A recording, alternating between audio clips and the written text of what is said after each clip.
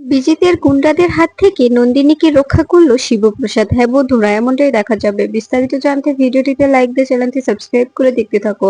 গল্পের শুরুতেই দেখা যাবে স্যার পুরো টিমকে একসঙ্গে করে বলতে থাকে একটা বড় ধামাকা হতে চলেছে। হোলির পরদিন কোর্টে কেস উঠবে, আর তখন তখন নন্দিনী মুখার্জি আয়ুষীকে নিয়ে কোর্টে যাওয়ার জন্য বেরোবে। তখন তখন ওখানে নন্দিনী মুখার্জি ও আয়ুষীকে শেষ করে দেওয়া হবে। আর এদিকে এদিকে লাট্টুকে সরিয়ে নেওয়া হবে। তাই লাট্টুকে আগে থেকে আমাদেরকে সরিয়ে দিতে হবে। হসপিটালে কিছুতে রাখা যাবে না। হসপিটালে রাখলে ওই ক্রিমিনালরা লাট্টুকে তুলে নেবে, আর যদি লাট্টুকে তুলে নেয় তবে কেসটা অন্যদিকে চলে যাবে। তাই আমাদের সতর্ক থাকতে হবে। এ কথা শুনে বলরাম বলতে থাকে, স্যার আপনি এসব কি বলছেন? এসব এসব আপনি কি বলছেন? এটা কি সত্যি? তখন স্যার বলতে থাকে, হ্যাঁ একদম সত্যি। আমার কাছে পাক্কা খবর আছে, সবকিছু একদম সত্যি। তাই তাই তোমাদের সবাইকে সবসময় বি কেয়ারফুল থাকতে হবে। তখন তখন সৌরভ বলতে থাকে, স্যার তবে এখন কি করবেন? তখন স্যার বলতে থাকে, তোমাদের আমি ভাগে ভাগে ভাগ করে দেবো। যাকে যেখানে ডিউটি দেবো সে সেখানে ডিউটি পালন করবে, বুঝতে পেরেছো? মায়া, তুমি আইসি ও নন্দিনী মুখার্জিকে সেফে রাখবে। ওদের ওদের সঙ্গে তুমি থাকবে।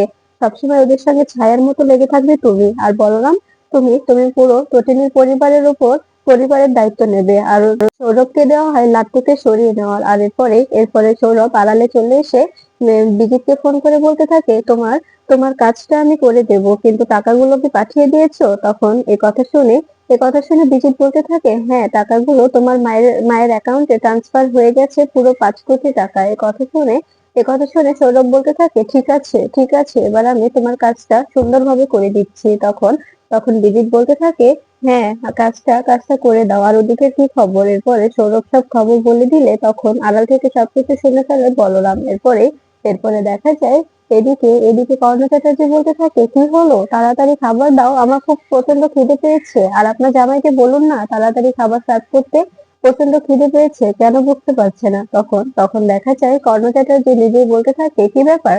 শুধু শুধু দাঁড়িয়ে দাঁড়িয়ে রান্না করবে, খেতে দেবে না? শুধু রান্না করে চেয়ে চেয়ে দেখবে নাকি? তখন তখন শিবপ্রসাদ বলতে থাকে, এই যে ভেটকি মাছের ফিশ ফ্রাইটা করে তারপরে খাবারটা সার্ভ করে দিচ্ছি। এরপরে দেখা যায় শিবপ্রসাদের ফোন এলে তখন শিবপ্রসাদ ফোনটা রিসিভ করে। ওপাশ থেকে বলরাম বলতে থাকে, কি ব্যাপার, কি করছিস? তখন শিবপ্রসাদ বলতে থাকে, এই তো রান্না করছিলাম। কেন, কি হয়েছে, কিছু হয়েছে? তখন তখন বলরাম বলতে থাকে, খেলাটা ঘুরে যাচ্ছে। হোলির পরের দিন বড় একটা ধামাকা হবে। আর আর সৌরভ কিন্তু ক্রমশ খবর পাচার করছে। 5 কোটি টাকাও ডিল হয়েছে। 5 কোটি টাকা নিয়েছে, লাট্টুকে সরিয়ে দেবে। লাট্টুকে সরিয়ে বিজিতের ডেরায় দিয়ে আসবে। তাই তুই লাট্টুকে আগে থেকে সরিয়ে নিস। এরপরে দেখা যায় কর্ণ চ্যাটার্জি বলতে থাকে, শুধু কি কথাই বলে যাবে? খাবার দেবে না? খাবার দাও না তাড়াতাড়ি, অনেক অনেক খিদে পেয়েছে, প্রচন্ড খিদে পেয়েছে। তো তখন পিকু বলতে থাকে, এই নিম পাতা দাদু, তুমি এত বাচ্চাদের মতো করছো কেন? মাম্মি তো বললো যে মাম্মি খাবারটা সার্ভ করে দিচ্ছে, তবে এতটা উত্তেজিত হওয়ার কি আছে? আমি আমি এবারে সব থেকে ছোট, ছোট, তারপরেও আমি কি কখনো খাবারের জন্য চিল্লাচিল্লি করেছি বলো তো? আমি তো চুপচাপই আছি, তবে তুমি কেন এমন করছো বলো? তখন এ কথা শুনে কর্ণ চ্যাটার্জি বলতে থাকে, এই তুই আমাকে নিমপাতা দাদু বলবি না, একদম নিমপাতা দাদু বলবি না কিন্তু। তখন সত্যজিৎ বলতে থাকে, নিমপাতা দাদু বলবে না তো কি হয়েছে? আপনি তো নিমপাতা, এই জন্য তো আপনাকে নিমপাতা দাদু বলে ডাকে। দেখুন আমাকে আমাকে ভালো দাদু বলে ডাকছে। তখন কর্ণ চ্যাটার্জি বলতে থাকে, হ্যাঁ আপনাকে তো ভালো দাদু বলে ডাকবে, আপনি যে ওর ভালো দাদু, এই জন্য তো ভালো দাদু বলে ডাকছে। আর আমি তো রাক্ষস দাদু, নিমপাতা দাদু, সবকিছু আমি, তাই না? তখন এ কথা শুনে কেকু বলতে থাকে, ভালো দাদু, তুমি ওই নিমপাতা দাদুকে বকে দাও তো। লোকটা বড্ড কথা বলে। এসো তো, তোমাদের আমি হাত ধুয়ে নিয়ে আসি। হাত ধুয়ে এসে খাবারটা খেয়ে নাও। এরপরে টটিনি শিবপ্রসাদকে বলতে থাকে, কি ব্যাপার, কে ফোন করেছিল, কার সঙ্গে কথা বললে তুমি? তখন শিবপ্রসাদ বলতে থাকে, এই তো স্পেশালগঞ্জ থেকে বলরাম ফোন করেছিল, বললো যে কালকে কোর্টে কেস উঠবে। আর কালকে একটা বড় লড়াই হবে। এই লড়াইয়ে যদি দেখা যাবে কে জিতে আর কে হারে। তখন এ কথা শুনে টটিনি ভয় পেয়ে যায়। এদিকে দেখা যায় 2x2 তার পোষা গুন্ডাদের ডাকে, আর তাদেরকে রং মাখিয়ে একদম পুরো মুখটা যাতে না শোনা যায় এরকম করে সাজিয়ে দেয়। এরপরে রঙের থালার মধ্যে থেকে রিভলভার বের করে 2x2 ওদের হাতে দিয়ে বলতে থাকে, এই রিভলভারটা নিয়ে যা। আর এই রিভলভার দিয়ে নন্দিনী মুখার্জিকে শেষ করে দিবি। আর নন্দিনী মুখার্জি হাউজিং কমপ্লেক্সে আসছে, আমার কাছে পাক্কা খবর আছে।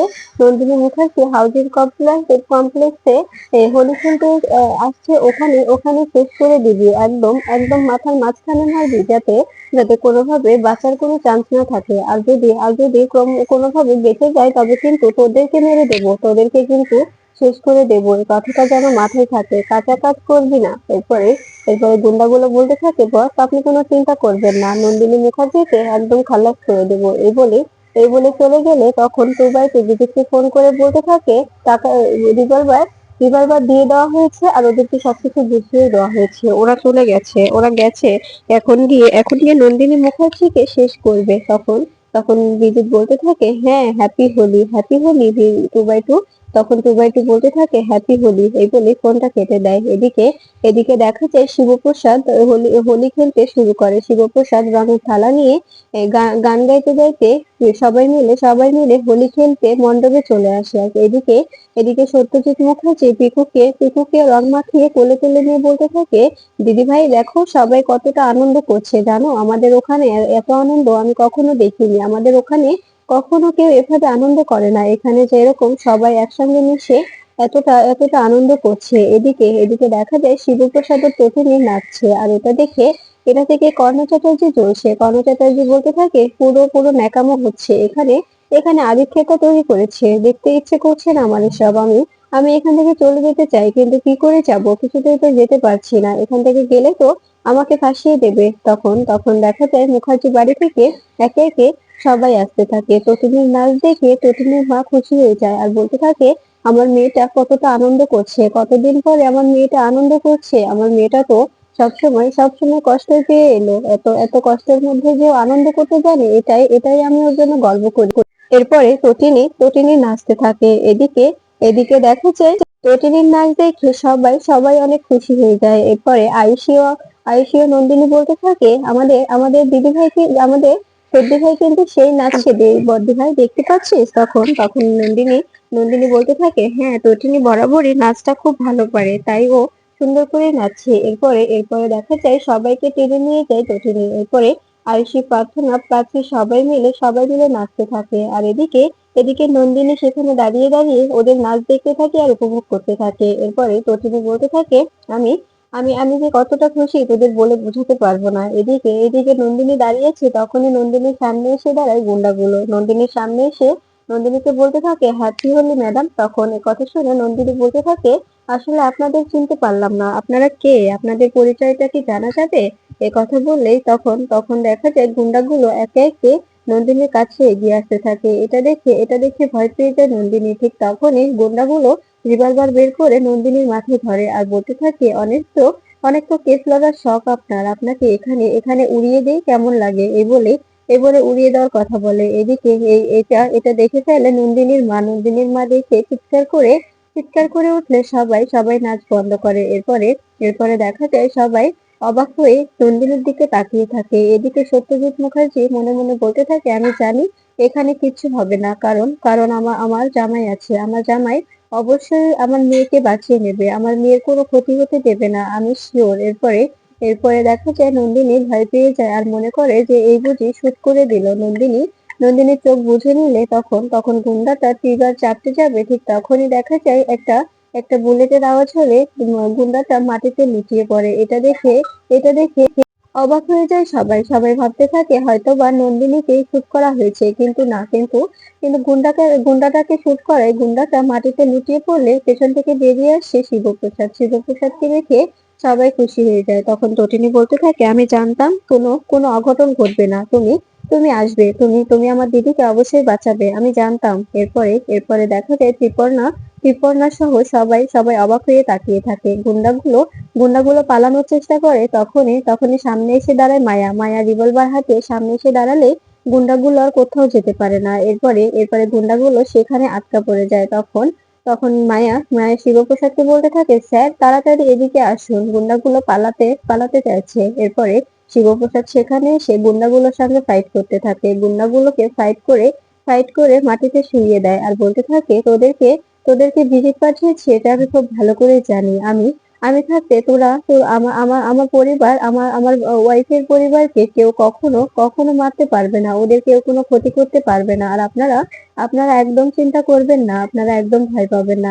আমি থাকতে আপনাদের কেউ কোনো ক্ষতি করতে পারবে না, আপনাদের কেউ টাচও করতে পারবে না। তখন কর্ণ চ্যাটার্জি বলতে থাকে, হ্যাঁ মিস্টার সত্যজিৎ মুখার্জি, একটা জামাই পেয়েছেন, অনেক ভালো, আপনাদের সবসময় বিপদ থেকে রক্ষা করবে। তখন তখন এই কথা বললে আয়ুষী বলতে থাকে, আপনি এভাবে পিঞ্চ করে কথা বলছেন কেন? এদিকে শিবপ্রসাদ আবির নিয়ে নন্দিনীর সামনে গিয়ে বলতে থাকে, হ্যাপি হোলি। তখন নন্দিনী বলতে থাকে, হ্যাপি হোলি। এরপরে নন্দিনীর কপালে কপালে আবির ছুঁয়ে দিয়ে নন্দিনীর কাছে প্রণাম করে শিবপ্রসাদ বলতে থাকে, আপনি একদম চিন্তা করবেন না, আপনার সব দায়িত্ব আমার উপরে পড়েছে, আপনার কিচ্ছু হবে না, আপনি নিশ্চিন্তে থাকতে পারেন, আপনাকে কালকে কোর্টে পৌঁছে দেওয়ার দায়িত্ব আমার। এরপরে দেখা যায় কর্ণ চ্যাটার্জি বলতে থাকে, নন্দিনী, তুমি এখনো সময় আছে, এসবের মধ্যে থেকে বেরিয়ে যাও, তা না হলে বারবার এরকম প্রাণঘাতিক আক্রমণ হলে তো তোমাদের মেরে ফেলা হবে, তাই না? আর এই যে সত্যজিৎ মুখার্জি নিজে তো পাল্টে খেয়েছে, এর জন্য ওনার উপরেও আক্রমণ হচ্ছে। তাই বলছি, এখনো সময় আছে, নিজেদের ভুলটা বুঝতে শেখো, নিজেদের ব্যাপারটা বোঝার চেষ্টা করো। তখন সত্যজিৎ মুখার্জি বলতে থাকে, আমাদের কেউ কোনো ক্ষতি করতে পারবে না, আমার জামাই আছে, কিন্তু আপনার তো কেউ নেই। এরপরে সবাই মিলে খেতে এলে তখন শিবপ্রসাদ ত্রিপর্ণাকে খাবার দেবে। তখন ত্রিপর্ণা বলতে থাকে, আমি ডায়েট করছি, প্লিজ আমাকে আমাকে এইসব দিবেন না। তখন তখন দেখা যায় সত্যজিৎ বলতে থাকে, বৌমা সবটা খেয়ে নাও, সবকিছু খাও, দেখবে অনেক ভালো লাগবে। কথা শুনে অবাক হয়ে যায় ত্রিপর্ণা বলতে থাকে, এসব আপনি কি বলছেন? আপনি তো আমাকে বৌমা বলতেন না, আপনি তো বরাবর আমাকে ত্রিপর্ণা বলেই এসেছেন, তবে আজকে হঠাৎ বৌমা বলছেন যে? তখন সত্যজিৎ বলতে থাকে, হ্যাঁ বলছি, আর আমি আমি এখন থেকে শুরু করলাম, এখন থেকে আমি তোমাকে বৌমা বলেই ডাকবো। তখন নন্দিনী হাসতে থাকে। এরপরে ত্রিপর্ণা বলতে থাকে, প্লিজ এরকম করে বলবেন না, কারণ এটা অনেক পুরনো ব্যাকডেটেড একটা শব্দ মনে হয়। তখন নন্দিনী বলতে থাকে, কেন? আমার ড্যাডির যেটা ইচ্ছা হবে সেটাই বলবে, তোমাকে তোমাকে আমার ড্যাডি বৌমা বলেই ডাকবে, তুমি তুমি কি করবে কাকি? তখন এ কথা শুনে ত্রিপর্ণা বলতে থাকে, কেমন যেন লাগে রে নন্দিনী, এই জন্যই বলছিলাম। তখন তখন টটিনি বলতে থাকে, নিজেরা নিজেদের বাঁচাতে শেখো কাকিমণি, আর এখানে এখানে সম্মানের কিছু হয়নি। আর তুমি যেভাবে বলছো, মনে হচ্ছে যে তুমি এখনো সেই ইয়াং যুগেই আছো, নিজেকে ইয়াং মনে করছো, তাই না? যেহেতু আমার বাবার মনে হয়েছে তোমাকে বৌমা বলে ডাকবে, তখন আমার বাবা তোমাকে বৌমা বলেই ডাকবে, বৌমা বলে সম্বোধন করবে। তখন সত্যজিৎ বলতে থাকে, হ্যাঁ, আমি আমি এটাই এটাই মেনে নিয়েছি যে আমি ত্রিপর্ণাকে এখন থেকে বৌমা বলেই ডাকবো, আমি ডিসিশন নিয়ে নিয়েছি। তখন তখন দেখা যায় কথা শুনে তো নন্দিনীর মা বলতে থাকে, বেশ ভালো তো, তুমি তো এমন করে ডাকতে পারো, তুমি তো ওকে নাম ধরে ডেকে ডেকে এমন জেনারেশনে এনেছো, মনে হচ্ছে যে উনি ইয়াং জেনারেশনে আছে, তাই ওনার ইগোতে বাজছে। এ কথা বললে সবাই হাসতে থাকে। তখন কর্ণ চ্যাটার্জি বলতে থাকে, তোমরা সবাই না তোমরা সবাই শুধু নিজেদের নিয়ে বোঝো। তখন তখন দেখা যায় সত্যজিৎ বলতে থাকে, তা মশাই, কিতকিত খেলাটা কেমন লাগলো? কিতকিত খেলাটা ভালো লেগেছে তো? তখন কর্ণ চ্যাটার্জি বলতে থাকে, কিতকিত খেলা আপনার ভালো লেগেছে, কিন্তু আমার নয়, আমার মোটেও ভালো লাগেনি, আমার এসব এসব ভালো লাগে না। তখন তখন শিবপ্রসাদ বলতে থাকে, কেন ভালো লাগে না? এইসব খেলা তো শরীরের জন্য ভালো, আর অনেক অনেক উপকারী। তখন তখন কর্ণ চ্যাটার্জি বলতে থাকে, আপনারাই খেলুন, আমাদের খেলতে হবে না। তখন পিকু বলতে থাকে, এই নিমপাতা দাদুটা না, পাপা, এই নিমপাতা দাদু কিছুতেই কিছু বুঝতে চায় না, উনি সবসময় শুধু এরকম করে পিঞ্চ করে কথা বলে। এই নিমপাতা দাদুকে সত্যি সত্যি প্রেমের ওষুধ খাইয়ে দিতে হবে। এরপরে দেখা যায় কথা শুনে কর্ণ চ্যাটার্জি বলতে থাকে, এই শিবপ্রসাদ, তুমি তোমার মেয়েকে আমাকে নিমপাতা দাদু বলতে বারণ করো তো, বারবার শুধু নিমপাতা দাদু বলেই যাচ্ছে, আমার কিন্তু এসব ভালো লাগছে না। তখন এ কথা শুনে এ কথা শুনে শিবপ্রসাদ বলতে থাকে, পিকু, দাদু বলে ডাকো, এভাবে এভাবে নিমপাতা দাদু বলো না। তখন সত্যজিৎ বলতে থাকে, আহা জামাই, তুমিও আমার দিদি ভাইকে বকবে না, কারণ আমার দিদি ভাই যা বলছে ঠিকই বলছে। এই যে সত্যজিৎ মুখার্জিকে ও দাদু বলে ডাকছে কেন? শুধুমাত্র সত্যজিৎ মুখার্জি ওকে ভালোবাসছে বিধায়, এই জন্য। এরপরে দেখা যায় যে প্রাচী বলতে থাকে, জেঠুমনি, তুমি কিতকিত খেলছো, তুমি কিতকিত খেলা পারো? আর আমি একবার ট্রাই করেছিলাম, বাবা দেখে অনেক আমাকে বকেছিল, বলেছিল আমি যেন আর এসব না খেলি। এরপরে আমাকে গেমিং সেন্টারে ভর্তি করে দিয়ে এসেছিল। তখন তখন দেখা যায় কথা শুনে কর্ণ চ্যাটার্জি বলতে থাকে, এটাই তো ঠিক হয়েছে, এটাই এটাই ভালো হয়েছে। এরপরে এরপরে দেখা যায় কর্ণচাঁদ শীতল শিবপ্রসাদকে ফোন করলে তখন শিবপ্রসাদ ফোন ধরে বলতে থাকে, কে বলছেন? তো উপাস থেকে শীতল বলতে থাকে, শীতল ওরূপে শিখিনি। এই কথা শুনে শিবপ্রসাদ বলতে থাকে, তুমি এখানে কেন ফোন করেছো বলো? তখন শীতল বলতে থাকে, তুমি তো ভাবছো তুমি কালকে বিশ্ব জয় করে আসবে, কিন্তু কিছুতেই হবে না। কারণ খেলাটা কালকে একদম ঘুরে যাবে খেলা। তখন এ কথা শুনে শিবপ্রসাদ বলতে থাকে, ঠিক আছে, দেখি কিভাবে খেলাটা ঘুরে যায়, আমিও দেখবো কি করে ঘুরে।